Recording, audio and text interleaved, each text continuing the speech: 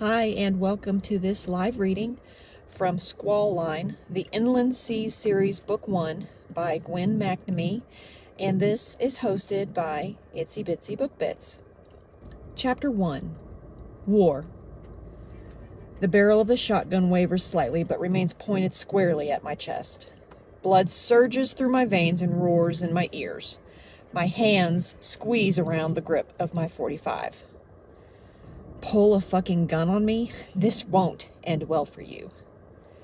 Staring down the business end of a damn shotgun was not on my to-do list today, or any day for that matter. But in this profession, it was inevitable. I can't do this type of work and expect everything to go smoothly all the time.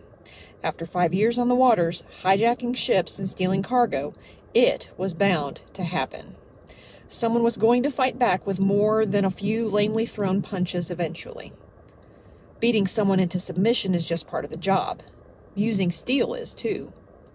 But this, she, is unexpected.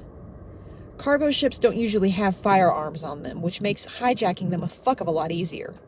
This time should have been the same. Yet the reality is right in front of me. My stomach churns slightly at having to point my gun at my would-be assailant. But the tiny red-headed pixie, who looks as pure and innocent as a fresh Wisconsin snowfall, seems rather fucking intent on blowing a hole in my chest. What's a woman like her doing on a cargo ship in the middle of Lake Michigan? The shotgun dips slightly. She struggles to regain control and recenter the barrel. That thing must weigh 7 or 8 pounds, a lot for a small thing like her to handle, and she's been holding her aim for almost 3 minutes. This standoff won't last much longer. Ryan will notice my radio silence and come looking for me. Either the pixie will give up, or she's in for a big surprise when he makes an appearance. The warm breeze drifting through the open door to the bridge whips her wavy hair around her pale face in crimson swirls. Her green eyes narrow, and she flicks the tip of her tongue around her Cupid's bow lips. Jesus fucking Christ. Under any other circumstances, I might take her against the wall of the bridge and screw her until the sun goes down. Too bad she's a giant pain in the ass and the one thing standing between me and what I need. She squares her shoulders and raises the gun slightly. I said, drop your fucking gun. Despite the shaking in her body, her command is strong and unwavering. Too bad it's all a fucking act. She's scared shitless, and she should be. I smirk, and a red flush creeps up her throat and across her lightly freckled cheeks. Yet she stands her ground. She has balls, I'll give her that. But the blush of her pale skin proves she isn't immune to my charms. That should make this easier. Scare her or seduce her, either way, I'm getting what I came for. A single step brings me closer to her and the damn gun. At this range, I'd be fucking toast. Sweetheart, you and I both know there is no way in hell I'm going to lower my weapon. Her giving me orders might be adorable if we weren't in such a time crunch. We'll have hell to pay if the Marconis don't get their shipment tonight, and the incoming storm front is already threatening the job. Choppy waters and swells will make the trip to Chicago a real bitch once we get what we came for. The last thing we need is some princess wannabe Annie Oakley trying to stop us. She presses her lips together and clenches her jaw so hard the muscle at the side ticks. Red has some attitude, that's for sure. The shotgun repositions, and she makes sure it's aimed directly at my face this time. Trying to intimidate me, little girl? Another step forward, and I'm close enough to catch a faint whiff of something floral. Lilacs, maybe. And I shift my shoulders back and puff out my chest to provide the maximum effect. If my gun isn't enough to intimidate her, maybe my size and proximity will. She stumbles back a step, shaking her head and sending her red locks floating around her face. Don't you fucking move, asshole! Another command? Cute. But she also just showed I'm 100% right. It's all an act. False bravado. I stop my advance, but my smirk widens to a full-blown smile despite my best efforts against it. A crack in my armor is never good, which is why smiles don't come often for me. In this profession, it's essential to assert dominance, to let people know you are in charge and won't back down, that you are unbreakable. Smiling shows that you are human, and being human means weakness. Weakness can't exist here. Not with her.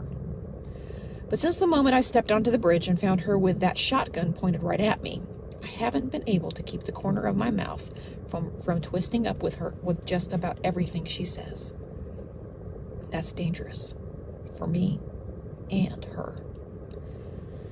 For such a pretty little thing, you sure curse like the big boys. Having her bent over the captain's chair, screaming four-letter words into the air while I plow into her briefly, crosses my mind. Too bad. Such a waste of a tight body. She scowls, her eyes focusing on the barrel of my gun currently pointed directly at her surprisingly ample chest. I'd rather not shoot her, but if it means getting what I came for, then I'll do what I have to. She needs to know who's in charge here, and despite what she may think, it isn't her. Over her shoulder, through the open door, Ryan silently climbs the stairs to the bridge. I school my expression. Poor thing has no clue she's about to lose that false sense of power in her hands. Sorry, Red. I'm not telling you again. Drop your... Her words trail off the moment the barrel of Ryan's gun touches the back of her head. Standing 6'5", his 270-pound frame dwarfs her maybe 5'1", 100 pounds. God, she's tiny. Everyone looks small next to Ryan, even me, but next to Pixie, he looks more like something from the Marvel Universe. He grins in my direction. I take another step toward her as I holster my gun. The situation is under control now. I won't be needing it again. My hand wraps around the barrel of her shotgun, and I tug it from her hands and set it on the console next to us. The desire to fight flashes across her face, but she's smart and lets her hands fall to her sides. Sorry, sweetheart. Valiant effort, though. She glares at me, clenching her small, empty hands. There's something else I would love to have those fists clenched around. Maybe in another place, another time. I understand her seething rage. We came onto the ship with clear malcontent, but as long as she and the rest of the crew cooperate, we'll be on our way quickly and she can go on with her life, forgetting we ever existed. The insurance will cover the cargo we take, and more than likely, the owner of the vessel will file false losses anyway, so they'll end up ahead. That's the way it always goes. No one has any integrity anymore. But in the end, it's a win-win for everyone. We get what we need for Il Padrone, plus whatever's in the safe, and the owner gets some extra cash for a few hours of inconvenience and some added paperwork. Ryan yanks her arms behind her back. Ow! She looks over her shoulder at him while he secures her wrists with a zip tie. What the fuck? When her eyes return to me, they blaze with the fire of 1,000 suns. Sorry. I turn to look for the logbook on the bookcase behind me.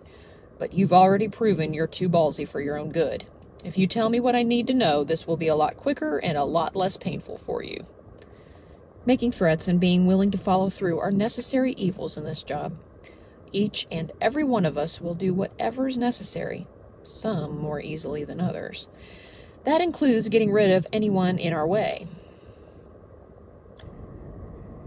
But I'm not totally heartless. These people are just employees doing their jobs, trying to make a living. They don't deserve to get hurt or to die, as long as they don't do anything stupid. Then all bets are off. The job and the guys come first, and always will. My radio cackles to life, and Cutter's voice cuts through the static. Secure the deck and holds. We have 6 hands on deck. Offload started. Good. Recon indicated there would be a crew of 7. That means there isn't anyone lurking beneath us, calling for rescue or waiting for a chance to pounce on us as we offload the cargo. Bridge secure, I reply. We have 1. No sign of the captain, though. I glance back at her, hoping she'll fill me in on where the man in charge might be. He must be with the crew. Cutter and Elijah rounded up. Anger glints in her eyes, and she squares her shoulders. I won't tell you anything. When I get free, you'll pay for this. The bravado in her voice is fake. We both know it, but I'll let her cling to the comfort her act of defiance holds for a while. It makes people feel better to talk back, to think they have any say or ability to control what's happening around them, even when it's all in their heads. Ryan covers his mouth to hide his laughter, and I chuckle to myself. She glowers at him over her shoulder, then focuses on me. This girl is a piece of work. It isn't often we find a woman on a cargo vessel. I can only think of one, and she was nothing like Pixie over there. Suffice it to say, women working on cargo ships generally don't look like swimsuit models. The tiny redhead, on the other hand, is every man's wet dream. At least any man who likes redheads, and God knows I have a weakness for those of the ginger persuasion, which means keeping my guard up is even more important.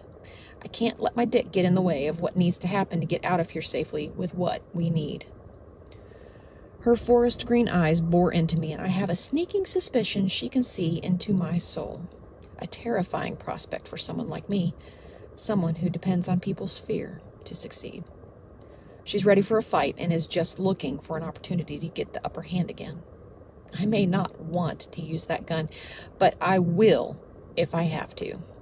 There's too much at stake. And Ryan, Elijah, and Cutter will pull the trigger before there's even time to consider it. She needs to know we're a real threat. An unusual tightness forms in my chest, but I ignore it in favor of returning my attention to the bookcase. A blue logbook sits on the second shelf exactly where it should be. I grab it and carry it across the bridge to the captain's chair in front of the console, the metal floor creaking with every step. I drop onto the seat and plush leather cradles me. I prop my feet up on the console and open the book across my thighs. Get your damn feet off the console! I glance over. Those damn eyes drill me again as she looks between my boots and my face, like a mother annoyed her kid has his feet on the coffee table. Why does she care so much where I put my damn feet? Where's the captain? I tap my boots against the console intentionally, letting little bits of dirt and who the hell knows what else drop off them onto the clean surface. Tipping her chin up, she snarls, "Fuck you!" Her non-answer almost brings another smile, but I'm finished with games. Whoever manages the logbook has impeccable penmanship. The names of the 6 crewmen appear below that of the captain. Captain G.A. Albright, where is he? No woman on the crew list. So who the fuck is she? And who are you? She presses her lips together until they're white. I radio to Cutter. Bring me a member of the crew. Her shoulders tense and the fear finally begins to show in her eyes despite her best efforts to appear unaffected. She gets points for that at least. Roger that, Cap. 2 minutes. I raise an eyebrow, waiting for some verbal response from her, but she remains silent. Still have nothing to say? That's okay. I'll get what I need from someone else in about 2 minutes. I flash her my best panty-dropping smile. I always get what I need from someone. She clenches her jaw, clearly picking up the innuendo in my comment. Good. I was laying it on fairly thick. Footsteps on the metal stairs alert me to Cutter's arrival. He doesn't bother sneaking up here the way Ryan did. He nudges a zip-tied and terrified man into the room. Sweat beads the crewman's weather-beaten forehead and temples, and his eyes immediately fall on me, then move to Ryan, and then the feisty redhead. This guy will be easy. I'll have my answer in no time. Cutter nods at me, then disappears back down the stairs to help get what we came for loaded onto the boat. Thank you for joining us. I drop my boots to the floor, rise to my full height, and toss the logbook onto the chair. I'm hoping you can answer a few questions for me. His gaze immediately flicks to the pixie, and I don't miss the subtle shake of her head. Now, this is interesting. Men rarely look to women for permission or direction, especially on the water. Most are misogynist pigs who believe women belong barefoot, naked, and pregnant in the kitchen. In reality, women are probably better than 90% of men at 75% of the things men try to do. Most men are too macho to ever publicly admit they look to women for guidance. That is doubly true for seamen. Don't look at her, look at me. I step up to him, putting my face and my chest mere inches from his own. Where is the captain? For a flicker of a second, his eyes land on her. I follow his gaze. She shakes her head at him. He quickly recovers, looking at me and shaking his head, but it is too late. I saw it, and he knows. I don't know, sir. I step between him and the pixie and force her back until she hits the wall. Her face barely comes to the middle of my chest. I look down at her, and she tilts her head up, rebellion in her stance and eyes. A glance over my shoulder at the crewman tells me I've hit a nerve. His tense body and skin shining with sweat scream he doesn't want me anywhere near her, but his tied hands and Ryan towering over him prevent him from making whatever move he's clearly considering. I turn to face him, step to her side, and put my right hand on the butt of my gun. Who is she? I point at her with my free hand. His eyes beg me to stop, to leave, to move away from the woman.